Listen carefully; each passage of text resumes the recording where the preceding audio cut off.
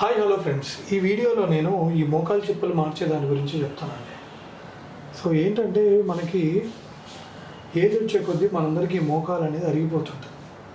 అది common. So ఎవరికైనా ఏజ్తో పాటు మోకాలు అరగడం అనేది కామన్. అది నరేంద్ర మోడీ గారికైనా, చంద్రబాబు నాయుడు గారికైనా, కేసీఆర్ గారికైనా, ఎవరికైనా ఒక మనిషికి 60 ఏళ్ళు వస్తున్నాయంటే మోకాలు ఏజ్ వల్ల అరిగిపోతూ ఉంటుంది. ఎందుకంటే పరిగెడుతుంటాం, నడుస్తుంటాం, మెట్లు ఎక్కడం, దిగడం, కింద కూర్చోవడం, ఎన్ని పనులు చేస్తూనే ఉంటాం.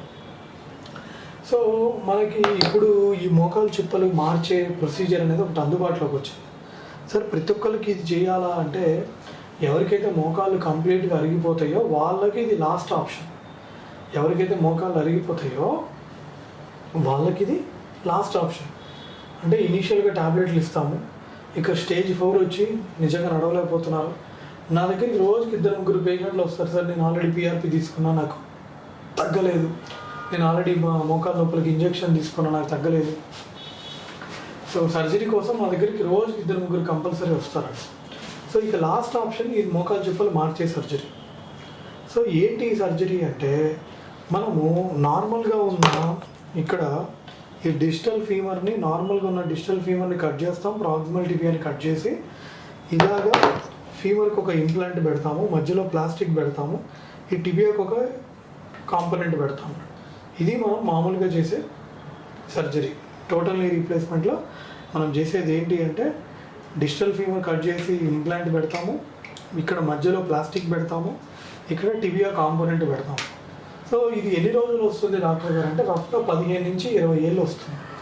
సో 60 ఏళ్ళ వయసులో కనుక మనం చేస్తే కరెక్ట్గా ఇది 75 ఏళ్ళ వరకు, 75 ఏజ్ వరకు పనిచేస్తుంది. మన ఇండియాలో రఫ్గా లైఫ్ ఎక్స్పెక్టెన్సీ 72-73 కాబట్టి సో 60 ఇయర్స్ వాళ్ళకి చేస్తే ఇది ఐడియల్గా కరెక్ట్గా వస్తుంది అని చెప్తాం అన్నమాట.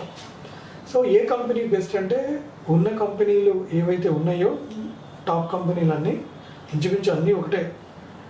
పెద్ద కంపెనీలో అంత మేజర్ డిఫరెన్స్ ఏమి ఉండదు. మనం చేసే టెక్నికే మోస్ట్ ఇంపార్టెంట్.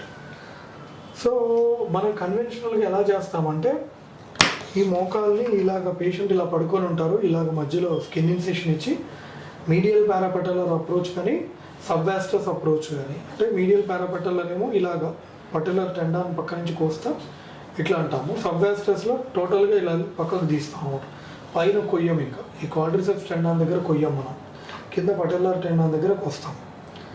సో ఏ టెక్నిక్ ద్వారా చేసినా కూడా ఇట్లా ఓపెన్ చేసి, జాయింట్ ఓపెన్ చేసి డిజిటల్ ఫీమర్ దగ్గర మనం ఒక పైలట్ హోల్ చేసుకొని డ్రిల్ చేసి డిజిటల్ ఫీమర్ కట్ తీసుకొని, తర్వాత ప్రాక్సిమల్ టిబియా కట్ తీసుకొని, తర్వాత ఫీమర్ సైజింగ్ చేసి ఫీమర్ కట్స్ అన్నీ తీసుకొని, తర్వాత ఫీమర్ బాక్స్ కట్ చేసుకొని ట్రయల్ ఇంప్లాంట్ చేసి, తర్వాత టిబియాకి మనం కట్స్ టిబియా ప్రిపరేషన్ చేసి దెన్ ట్రయల్ రిడక్షన్ చేస్తాం. ఇది ప్రొసీజర్.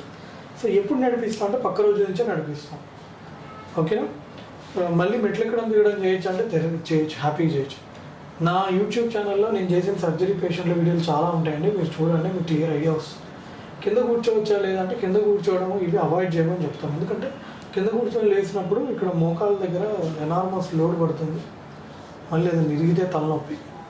సో కింద కూర్చోవడం అనేది వద్దని చెప్తాం. సో గుండె జబ్బులు ఉన్న వాళ్ళు చేయించుకోవచ్చు అంటే హ్యాపీగా చేయించుకోవచ్చు. మన హాస్పిటల్లో మన దగ్గర నేను చేసే హాస్పిటల్లో పల్స్ హార్ట్ హాస్పిటల్లో ఇది మెయిన్గా కార్డియాక్ సెంటరే కాబట్టి ఇక్కడ మీరు నథింగ్ టు వరీ, హ్యాపీగా చేయించుకోవచ్చు. సో ఇది అండి నీ రీప్లేస్మెంట్ గురించి. మీకు ఇంకా ఏమైనా టోటల్ నీ రీప్లేస్మెంట్ గురించి ఏమైనా డౌట్స్ ఉంటే ప్లీజ్ నా కింద కామెంట్స్లో తెలియజేయండి. Thanks for watching. బాయ్ అండి.